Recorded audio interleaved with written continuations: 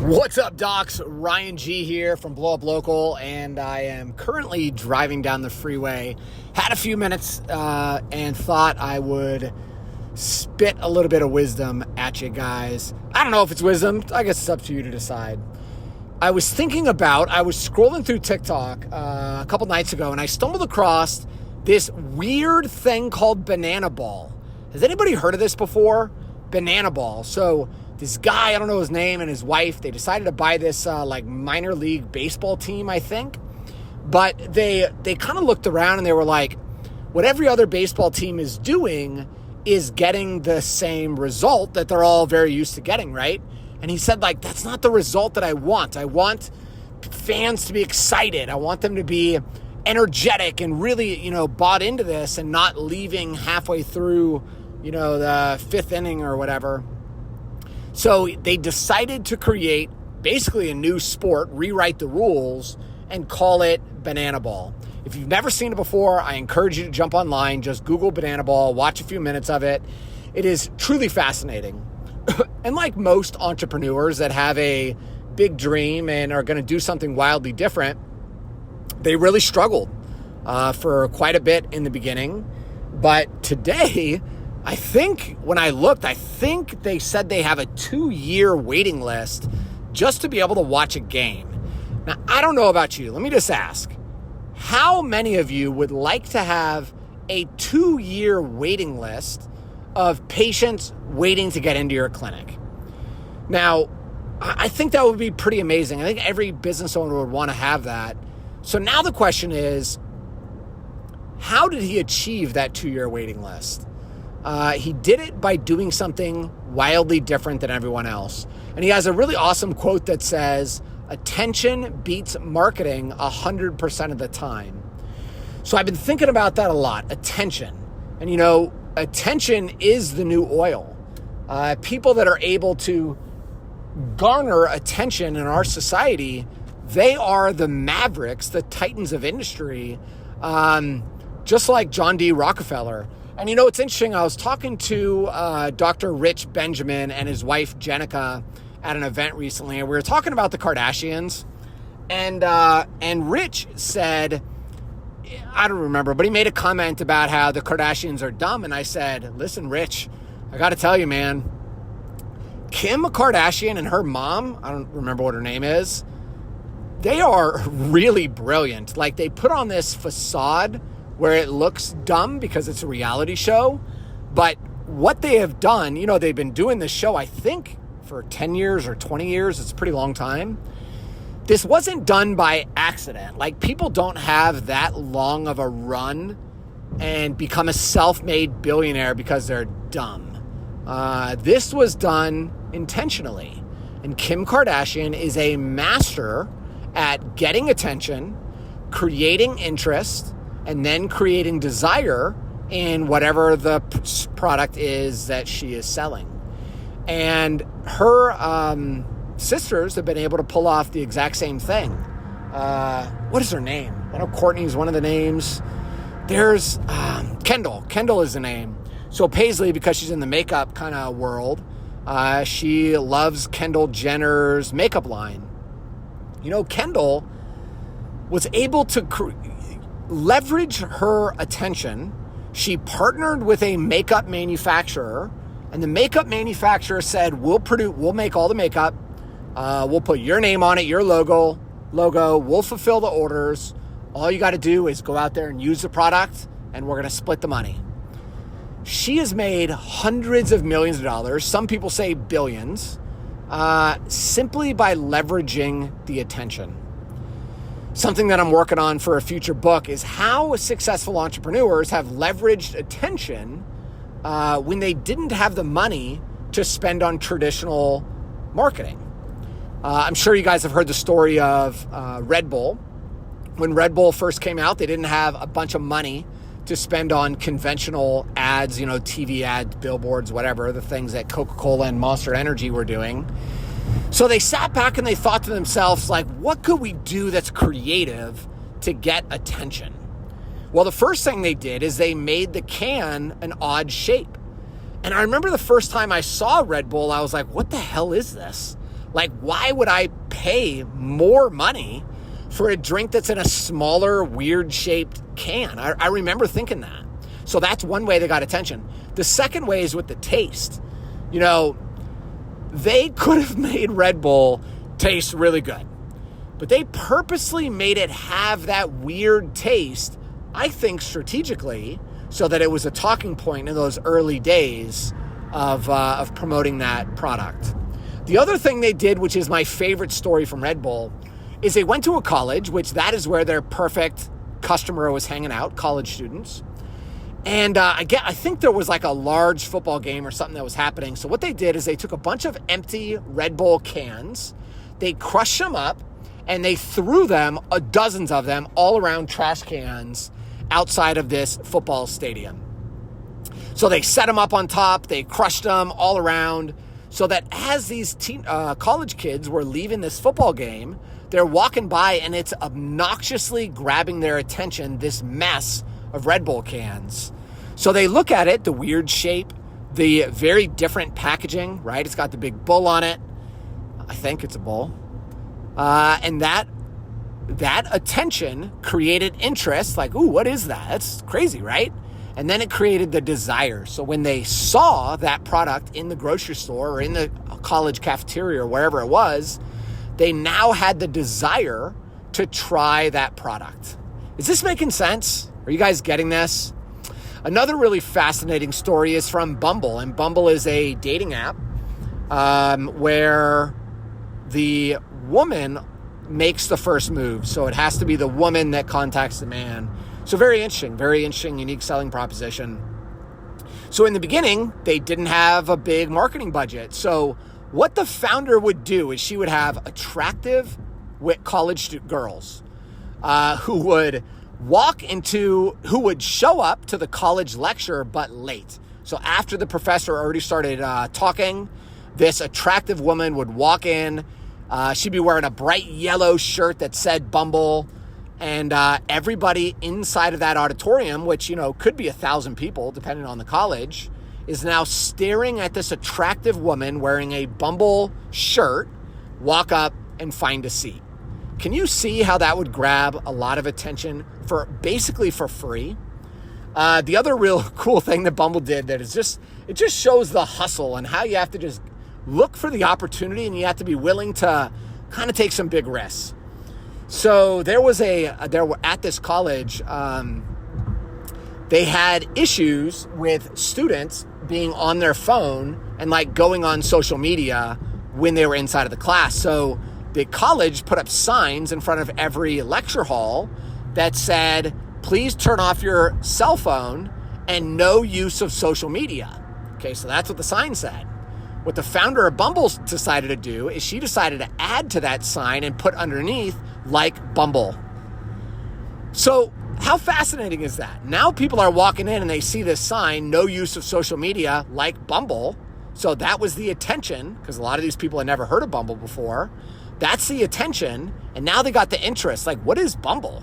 Right? Like, I've never heard of that before. What is it? So as you're sitting in your lecture and you're bored, you jump onto the app store and you're like, oh, Bumble.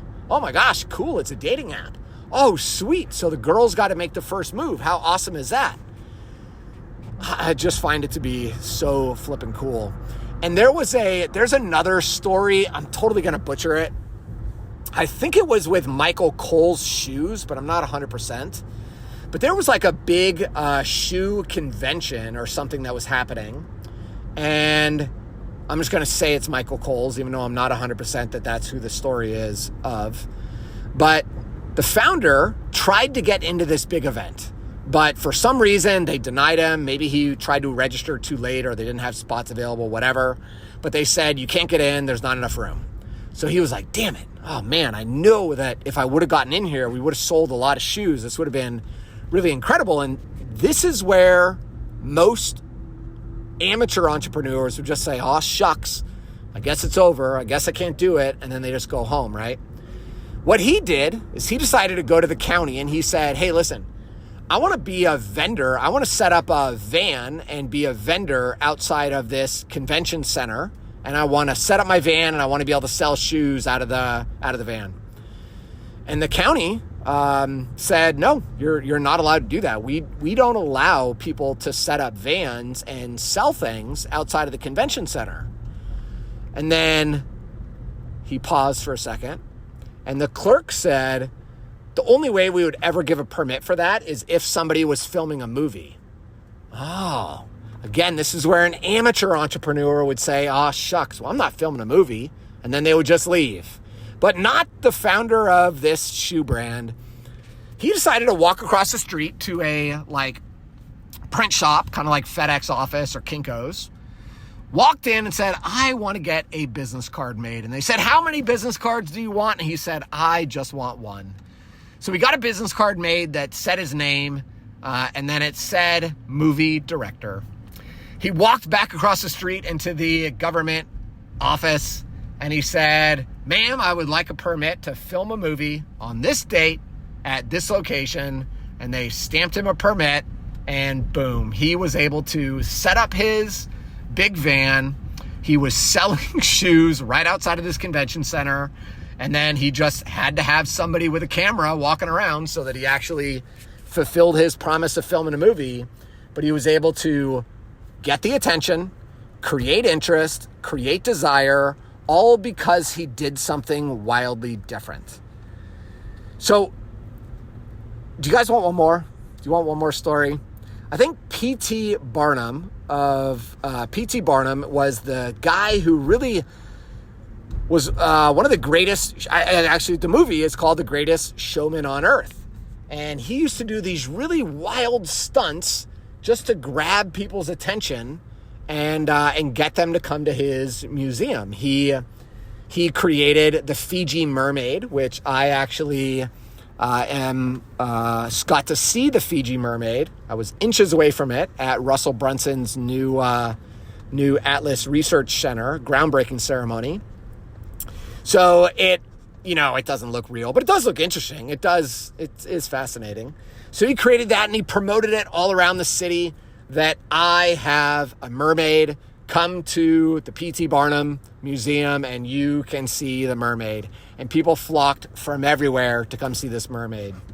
And legend has it that where P.T. Barnum's house was, that a passenger train used to pass by very frequently. So what he would do is he got the schedule of that passenger train, and he would bring the elephants out to his property, and he would have the elephants tilling the land as the people went by on their train.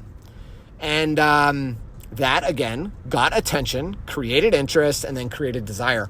And in fact, I'm thinking of another story with P.T. Barnum. I think when they built the Brooklyn Bridge, there was a major concern, like people didn't want to go on the Brooklyn Bridge because they were afraid it wasn't going to be able to hold the weight. I guess it was maybe it was the first time they built a suspension bridge like that. I don't really remember the details, but people were very scared. So somebody contacted P.T. Barnum and said, hey, what could you do to kind of help us solve this problem? So P.T. Barnum marched his entire circus across the Brooklyn Bridge with the elephants, the camels, and all that stuff, just to prove that if it holds a dozen elephants, it's definitely going to, hold the cars and people walking across kind of thing. Just a fascinating way to get relatively free marketing by doing something wildly different than what everybody else is doing. So now let's think about what I've done in my businesses to get attention. So one of the things that we did is I vinyl wrapped with my firearms training business. I vinyl wrapped my van. We had a Honda Odyssey at the time. I vinyl wrapped it with very clear messaging, concealed carry class, $49, and then a simple call to action, tampacarry.com. And I would drive that van around, going to class here, going to class there. I remember one time I heard on just a random Saturday, I heard that they were having an air show down at MacDill Air Force Base. So I was like, dude, this is the perfect opportunity. There's only one road to get into the base during an air show, and that's Dale Mabry Avenue. So I said, it's a 2-lane road. I'm going to take my van. I'm going to go park my van right on Dale Mabry, right near the gate, where it's wildly in your face. You have to see it. But really only the cars in the right lane are going to be able to see it well. What do I do about the left lane? I know. I took about 50 lawn signs that said concealed carry class, tampacarry.com, and I put them in the median, in the grass part of the median leading up to the base. So now people not only saw the van, but they also saw like 50 different signs. And because it was obnoxious, right? It was obnoxious. You can't help but talk about it. You can't help but see it. And then people are snapping pictures and doing all that stuff because it's creating attention, creating interest, and creating desire. Another big thing that I did, and I was broke at this time. I had like no money. So I had to figure out like just cheap, easy ways to get attention. You know, in Tampa, I think we've got close to 2 million people that live here. The freeways are very busy. So I would think about where can I get a lot of attention where people are stuck? They have to look at whatever I'm doing. And the freeway is one of the best, and particularly freeway off-ramps. So what I did is I would get these banners printed, 8 foot by 4 foot, that again, very simple, concealed carry class, $49, tampacarry.com. And I would find these freeway off-ramps that had chain link fences. I would hop the chain link fence, and I would put the banner up on the other side of the fence, because most people, if they want to take the banner down, they're not going to hop it, right? Because it's too hard to hop. And then they can't rip it down because all the link is in front of it, right? So I knew. And then I would wrap it onto the fence with wire. So the only way you could actually get it off is if you had wire cutters, which who has wire cutters with them, right?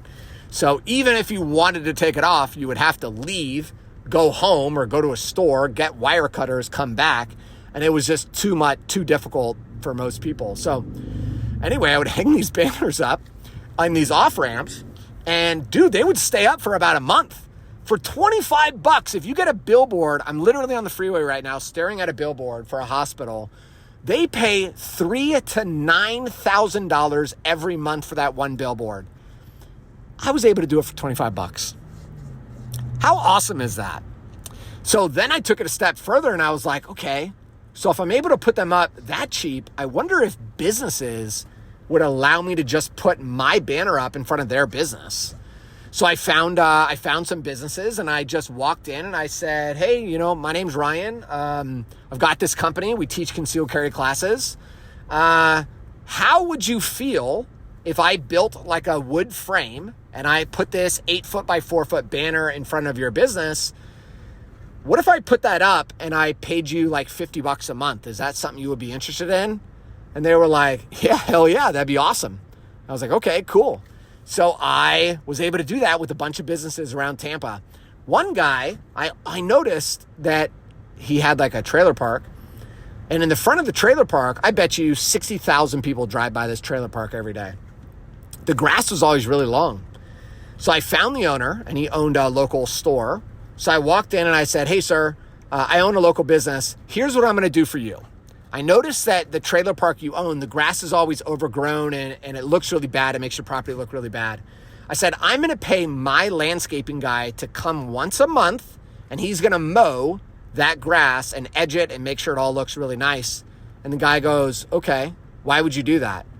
And I said, well, what I would like from you is I would like to build a wood stand, and I would like to put my banner that says, concealed carry classes in front of your trailer park so everybody driving by will see it and they'll call me. And the guy said, deal. So we shook on it. It's been 8 years. That banner is still in front of that trailer park. It's epic, right? It's so epic. So why does this matter for you, chiropractors? It matters because there's a tremendous amount of competition in the marketplace today. Every Joe Blow chiropractor is out there selling their high ticket, neuropathy, frozen shoulder, knee pain, plantar, case plans. You guys are all battling it out on Facebook, trying to get leads. And this is why click-through rates are through the roof. The cost per click, the cost per lead is through the roof. Click-through rates are going down. And you're just spending a lot of money on ads that don't work. And the reason they're not working is because there are 50 people in your area running very similar ads to the exact same group of people. So if everybody is doing something, you probably shouldn't do what everybody else is doing. Would you agree? So instead, start to think about, how can I really gather attention? How can I stand out from the crowd and do something that's wildly different than everybody else, and really, just stand out? That's it, man. I think too many people have become very, very lazy, and they think all they have to do is throw up an ad on Facebook or throw up an ad on Google, and patients are just going to flood inside of their practice. And sometimes that works. Sometimes it works. But there are better ways to build a connection with your audience, but you've just got to be creative. So that's my challenge to you, docs, is think this week, how can I creatively get attention for my practice with as little money as possible, and really stand out? And I want you to think about, before I even wrap this up, what it means to get attention. Getting attention means obnoxiously standing out. So you can't be this little meek person standing in the corner and think because you handed out a few business cards this month that patients are going to come flooding in. When I say stand out, when I say get attention, you have to wildly get attention. When we were growing our firearms training business, in the beginning, I had 12 billboards around Hillsborough County, and not the big $9,000 billboards. We used to have these small billboards that were basically like 4 foot by 3 foot, and they used to be all over Tampa, and you could rent one of those small billboards for like $250 a month. So I was, paying $3,000 or so. So I had 12 of those. I was putting out about 100 lawn signs every week. My van was vinyl wrapped. I was doing radio interviews. We had just started our YouTube channel, and I was doing every gun show. I was at every gun show, a bunch of stuff. And I used to even take my van, which was vinyl wrapped, and go park it at the gun show right towards the entrance and pretend that I was broken down, because everybody pulling into the gun show would then have to look at my van and see it, right? So, and as long as I'm there pretending to be broken down, there's not much that the police or anybody can really do to stop me. So how can you really stand out? And then you've got to stand out in a really, really, really big way so that people have to notice you. So anyway, that's all I've got for today, docs. And until next time, keep moving forward.